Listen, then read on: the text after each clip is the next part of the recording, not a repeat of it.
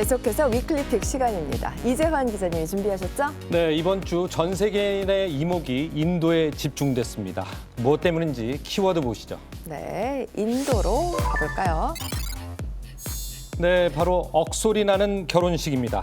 축가를 부탁한 가수에게 우리나라 돈으로 약 120억 원을 지불했다고 해요. 축가에 120억 원이요. 그렇습니다. 정말 아이고야. 억소리 나죠? 네. 대체 어떤 결혼식인지 영상으로 확인해 보시죠.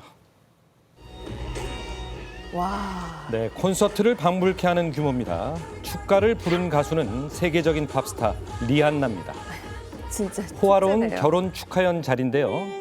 주인공은 아난트 암바니, 릴라이언스 그룹 회장 무케시 암바니의 막내 아들입니다. 네, 인도의 문화예술을 즐길 수 있도록 다채로운 공연을 준비하고요. 화려한 장식물로 축하 현장을 꾸몄습니다. 행사 비용만으로 약 2천억 원, 유명 인사 1,200명이 참석했는데요. 마크 저커버그와 빌 게이츠, 트럼프 전 대통령 딸 이방카까지 참석했죠. 엄청나네요. 릴라이언스 그룹의 시가총액은 하나로 약 320조입니다. 이동통신과 에너지, 석유화학, 유통 등 254개의 자회사를 둔 재벌 그룹입니다. 그렇군요. 이 그룹은 장녀 결혼식엔 약 1,300억 원을 썼다는데요. 이때 이재용 회장도 참석해서 화제였죠. 참석을 했었군요. 아니 진짜 정말 입이 떡 벌어주는 규모입니다. 하객 수준도 그렇고 아주 뭐 저는 인도 국가 행사인 줄 알았어요. 그렇습니다. 릴라이언스 그룹의 총수 무케시 암바니의 재산도 역시 억소리가 납니다. 1,164억 달러, 우리나라 돈으로 약 154조 원에 달합니다.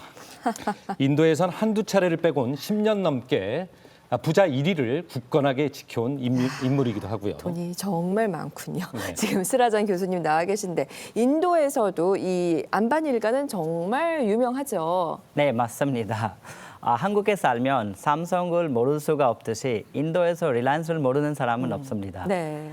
릴라이언스 통신사에는 인도 인구의 33% 사람들이 등록되어 있을 정도니까요. 그렇겠네요. 그리고 뭄바이에 안바니 가족이 사는 저택이 있는데 이재용 회장님 참석했던 안바니 장녀의 결혼식이 이 저택에서 치러졌는데 네. 27층짜리 빌딩이고 엘리베이터만 9대가 있다고 합니다.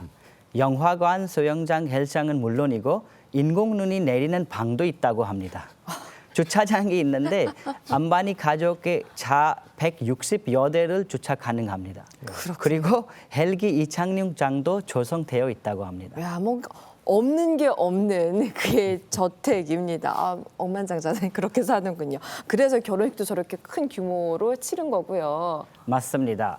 뭐 아시다시피 인도 결혼식이 원래 성대하고 즐겁게 치러집니다. 그렇죠. 전통적으로 인도에서 결혼식은 가족과 가문의 결합이며 인생에서 가장 중요한 의례라고 생각합니다. 네. 결혼을 통해서 가족의 명예를 높이고 그 위세를 자랑하는 것이죠. 그렇군요. 쉽게 말하면 인도 사람들이 돈을 얼마나 많이 갖고 있는지 결혼식 때 보여주는 겁니다. 네.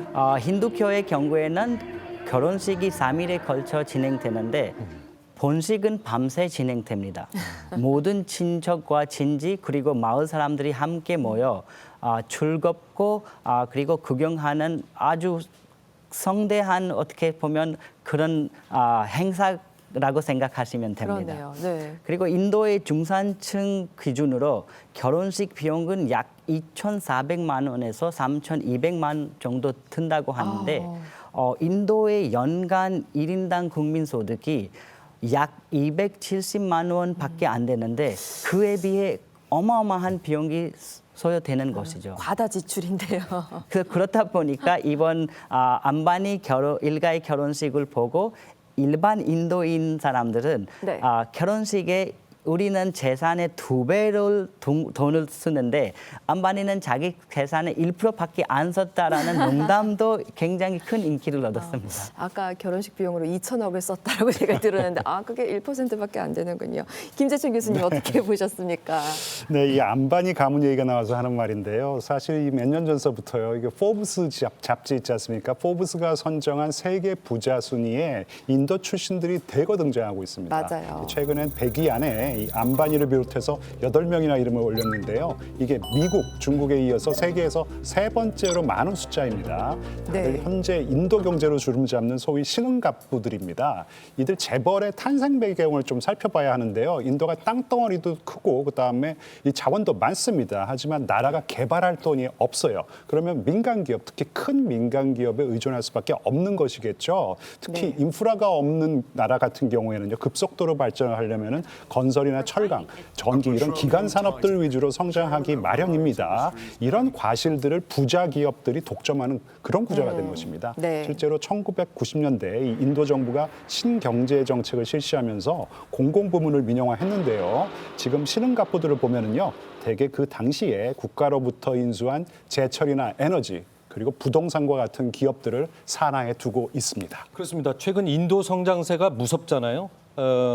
미중 패권 전쟁 속에서 중국을 대체할 시장으로 인도가 각광받으면서 연 7에서 8%의 성장률을 이어가고 있는데요. 대단합니다. 그 중심에는 신흥 갑부들이 있는 거죠. 하지만 그림자도 있다고 합니다.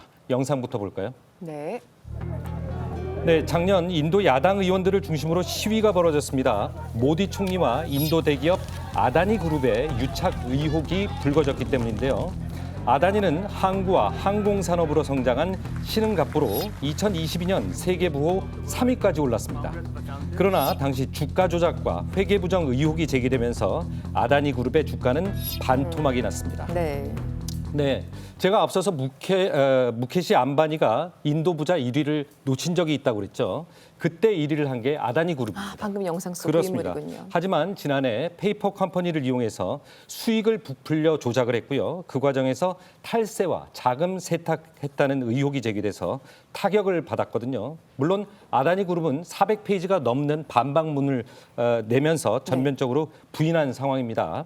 그리고 주가도 회복된 상태이긴 한데요. 하지만 저 사건을 계기로 해서 정경 유착 의혹은 계속 꼬리표처럼 따라붙는 거죠. 네, 정경 유착이라 스리전 교수님 정말 그렇습니까? 예, 그 의혹은 인도 언론에서도 많이 제기되었고 인도의 국민들 사이에 널리 알려진 이야기입니다. 예. 아다니와 모디는 모두 구자라트 출신이고 모디가 총선 유세 때 아다니의 전세기를 이용했다는 이야기도 있습니다.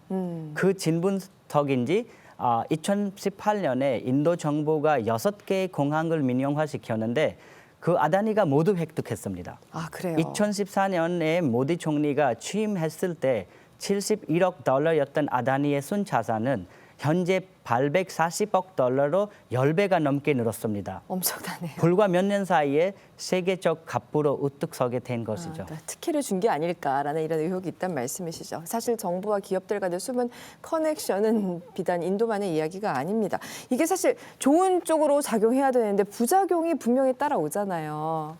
맞습니다. 인도 경제가 앞으로 성장하는데 이견이 없으실 겁니다. IMF에서는 몇 년 사이에 인도가 세계 3대 경제 대국으로 성장할 것이라고 예측하고 있는데 네. 하지만 안타깝게도 현재 무패 인식 지수는 인도가 93위로 매우 낮은 편입니다. 그리고 소수 엘리트 중심으로 사회가 발전하다 보니까 현재 상위 1%가 인도 전체 부의 40% 이상을 차지하는 빈부격차가 매우 심각합니다. 네. 그래서 앞으로 이런 문제를 해결하는 게 인도의 큰 숙제가 있지 않을까 싶습니다. 알겠습니다. 말씀 감사합니다. 이렇게 위클리픽 살펴봤고요.